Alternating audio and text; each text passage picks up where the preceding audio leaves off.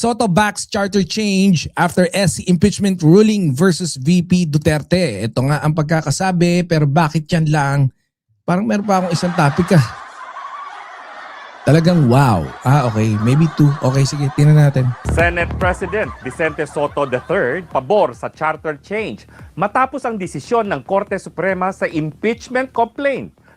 Si Bongo to? Hindi. Iba pala, iba.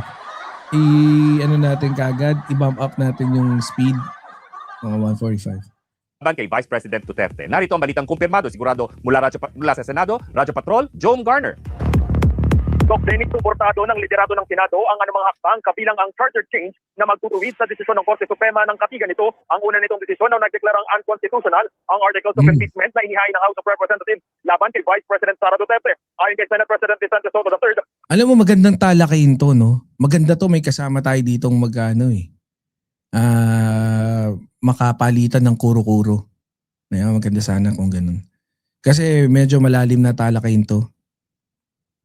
handa ang suportahan ang pagbabago sa konstitusyon sakaling may magtulong nito sa Oo nga, no? So, syempre, na-busy tayo last month, January, because medyo skeptical ako dun sa posibleng financial na pumasok.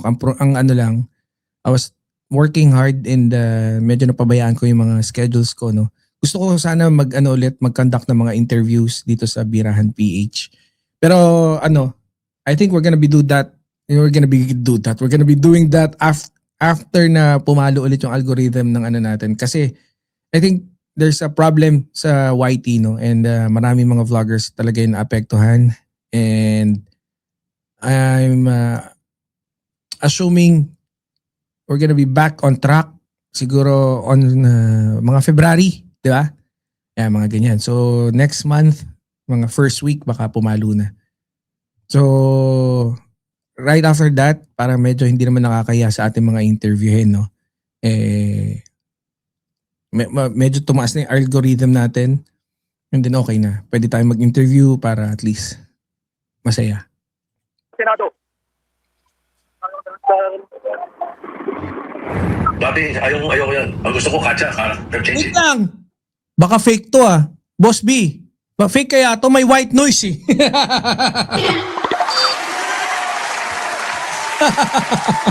Bigay AI. May ganun eh. Ayop na mga kabatas siya, mga bobo.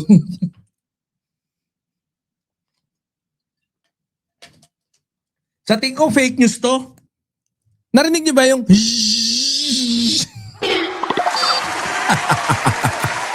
kabayo? Pareho spelling, GHA. Ang gusto ko, character change eh. Natin mga Pilipino. Kami mga opisyalis lalo na. Hindi, lahat na. Pero, pagka ganyan, may nagpapose sa Chacha, susuporta na ako ngayon. Kaya maituloy natin ito. Malakas echo, peke to. Wala, malakas echo eh. Napansin nyo? Pag dun sa reporter, mas mataas.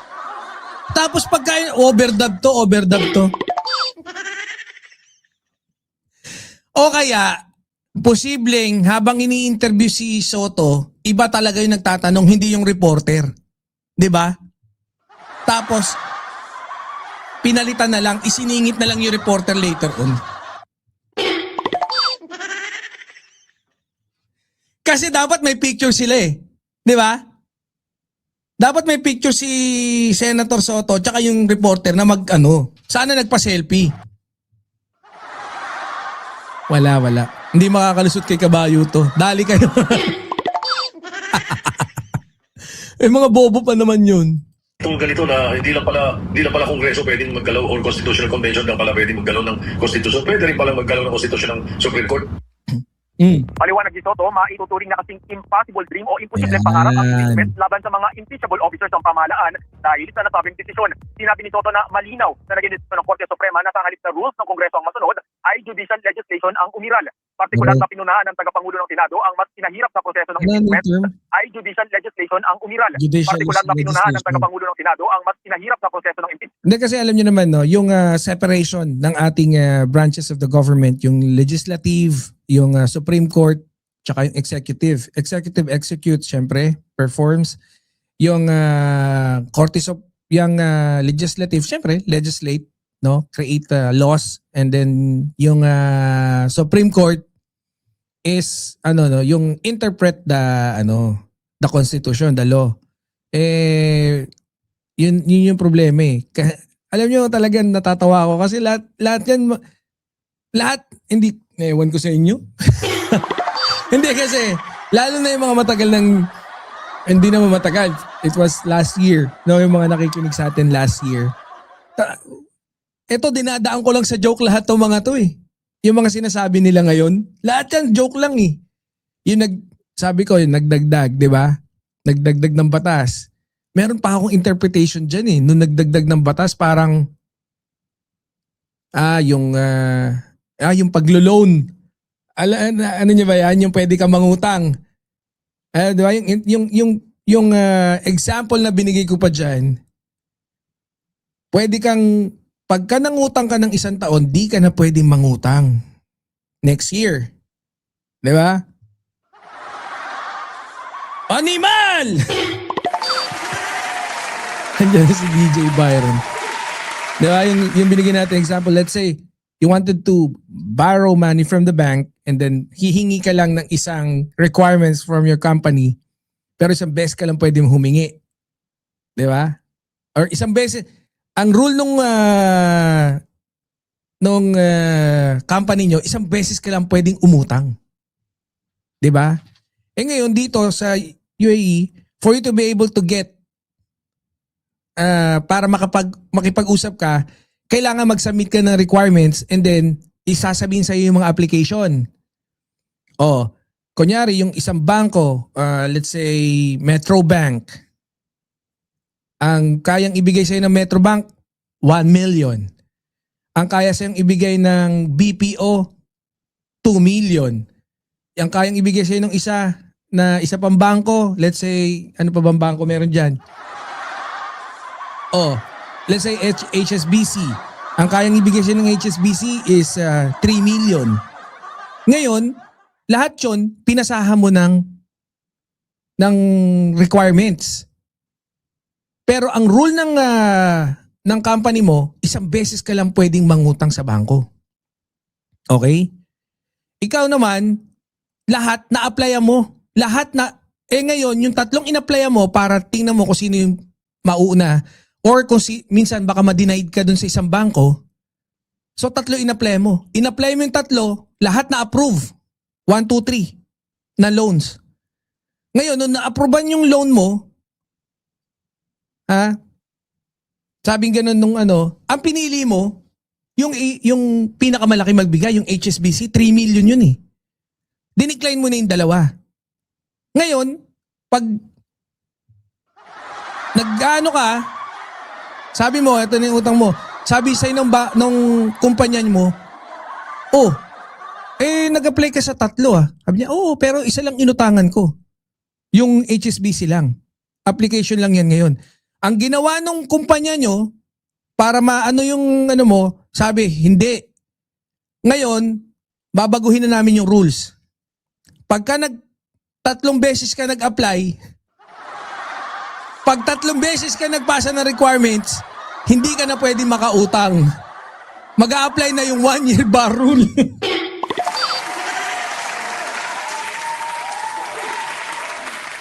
Yun yung example ko. Biro-biro nga lang yun last year. Tapos everything yan, lahat ganyan. No? Tapos, syempre, mahal na mahal ni Kabayo yung Korte Suprema. ICC bulok daw, pero yung Korte Suprema very, very good. Ayan. Talaga namang overreach eh. Di ba? Nag-overreach. Ng Korte Suprema tulad ng warrant affidavit ng lahat ng miyembro ng mababang kapulungan na Isa pa. Di ba? Isa pang biruan natin. Ngayon, okay na. Para masigurado natin si PBBM, mag-a-apply na tayo ng impeachment. Di ba? Ngayon, pagka yun na-approve, posible mag-apply na yung 1-year bar rule. Ngayon, kung merong mauna sa atin mag-apply, sundan na kagad natin, mag-apply na rin tayo ng impeachment laban kay PBBM. Dalawa na, paano yun? Diba? Ang daming ano eh. Ang problema, ang gumawa kasi, ang dapat mag-ano niyan, di ba? Is yung Congress. Pero, yun ang concern ngayon ni Soto, ni SP. Di ba? Ba't nga sila nag-legislate? Ba't sila gumawa ng panibagong ano? And take note, yung impeachment, pinahirap nila. Di ba? Hindi lang, in a way, mahihirapan ka ng i-impeach yung isang impeachable official. Pero you have to put in mind, self-serving to, para kanino? Sa Supreme Court.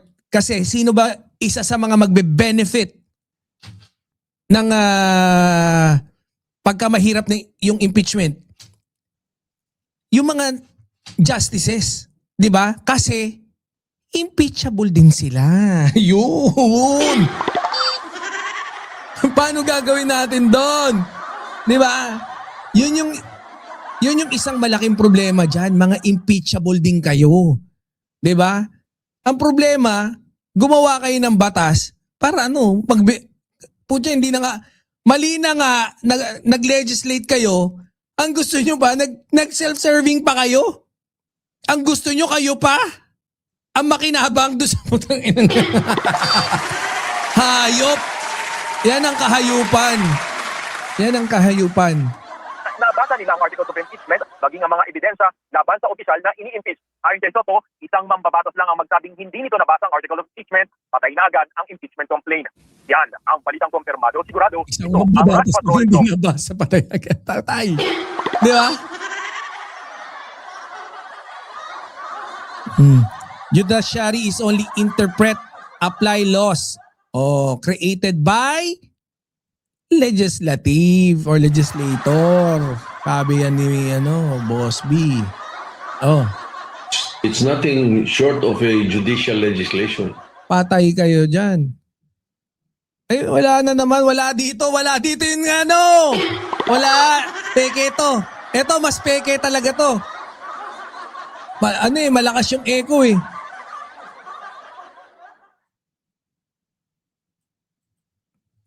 Wala Binago yung inamend ang konstitusyon sa pananaw ko. Okay, let me place this on record muna ha. So far, as of last night, I've seen snippets Wala eh. Kasi scripted to, no? Gumaganong-ganon eh. Wala, scripted to. No? Correct, AI to.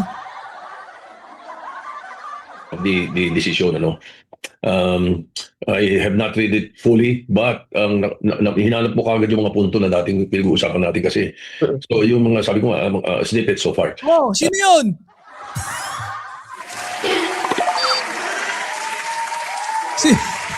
Si Mima Alicia ba yun? Joke lang. Love you, Mima.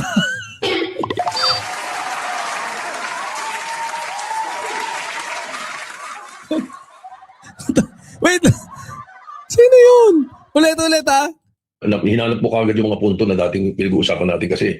So yung mga sabi ko snippets. Kala ko si Mima, hindi pala. Si Joey pala, Sorry.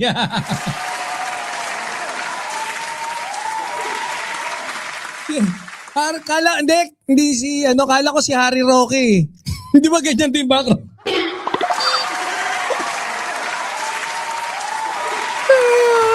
Ano nangyari sa akin? Ang nangyari, yung karpintero nag-electrician. Hindi, pwede pa yun eh. Pwede pa nako. Habagay, hindi, good interpretation yan. Oo nga, yung karpintero nag-electrician. So far. Apparently, they did not directly correct in this decision some of the errors or the factual errors in the past decision. Hindi eh. Ang Korte Suprema, sige. Ayoko na, lalalim pa tayo dyan. Sige. Uy, Ma'am Teresita Urbano, is that you? Sana tanggalin niyang na mga justices na mga pro Duterte. Oo nga, no? Sipain na yan. Hindi nila binanggit dito o hindi nila kinorek. So it stands therefore yung mga factual errors na yun. No? And then, yun nga, binago Binago nila yung, parang nilang binago yung mode ng pag-i-impeach. Mas mahirap, mas humirap na ngayon. Dati nga madali, sapagkat yan talaga, nilagay sa konstitusyon niya ng mga gumawa ng konstitusyon, lalo na yung option 3, na sinatawag nilang option 2, na 1/3 signatures lang, forward na kagad. Hindi ba dati nga, prayer lang, pinorward na di ba? Sapagkat meron ng 1/3 na nakapirme. Because, kaya nilagay yan para sa isang opisyal, impeachable officer, na hindi ginagawa ang trabaho niya o merong maling ginagawa sa trabaho niya o nakakaperwisyo sa bansa, nakakaperwisyo sa ginagawa niya para sa tao, ay pwedeng madaling alisin. Hindi pwedeng magtagal. Kaya nilagay Oo. Yun na nga, lugi na nga, hindi mo pwedeng kasuhan yung mga yan eh. doon bakit natin pahihirapin ngayon? Katulad ng ginawa ngayon at tumihirap na. Talagang, kaya sabi ko, forgive me, but I think impeachment now is an impossible dream. That's one, no? So sabi ko nga, mga snippets pa lang yung nakita ko. Number 2, gusto kong bigyan ng linaw, no? My position and my comments have nothing to do with personalities. It has nothing to do with Vice President Sara. It is the principle. It is the principle of ang legislation ay sa Congress, hindi sa Supreme Court. Gusto natin baguhin ang konstitusyon, let's use a constitutional convention or a constituent assembly. Hindi ay Supreme Court election. Yun nga, Constitutional Assembly. Ay kayo dyan.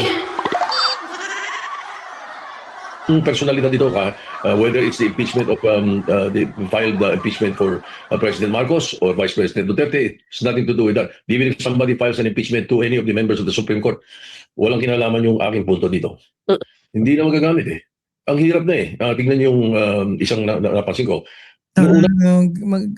Magaling na talaga ngayon si no?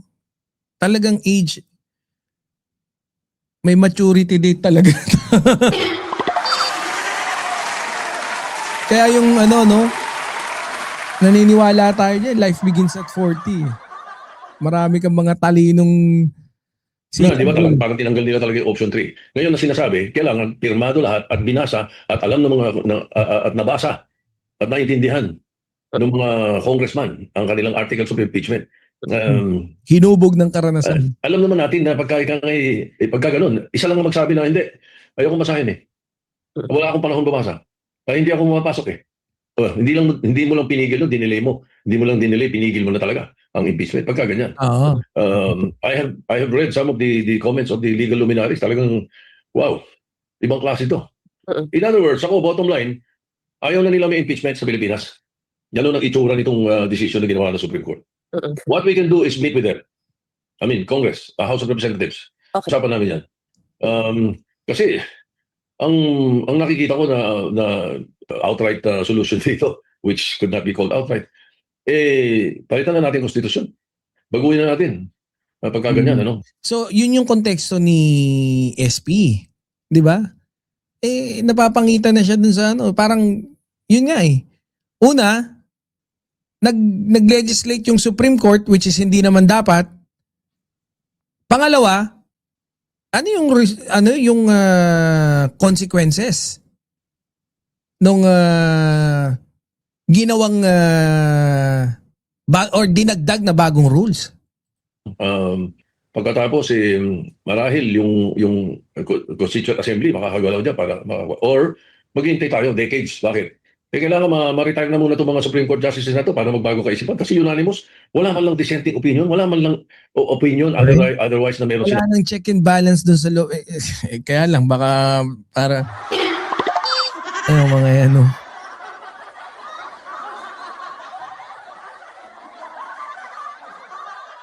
Wala Kaya ako talaga, hindi nyo pwedeng sabihin na bopol si Digong Yung huling galaw ni Digong bago siya umalis, matindi. Magaling yung pagkarga niya ng mga lahat Magaling kang Magaling kang kupal ka. sinabi na ganito kaya ako bumoto, explanation, wala man lang eh. So nakakapagtaka eh, baka nga it will take years, mga retirement bago tayo sana makakilos at mailagay natin uli sa lugar sa konstitusyon. Kung hindi nila ako ayoko ng CONCON, ayoko ng Constituent Assembly, pero Sino yun? Sino yun? Ba't ganun? Ano ba to? Si Kamote analysis ba to?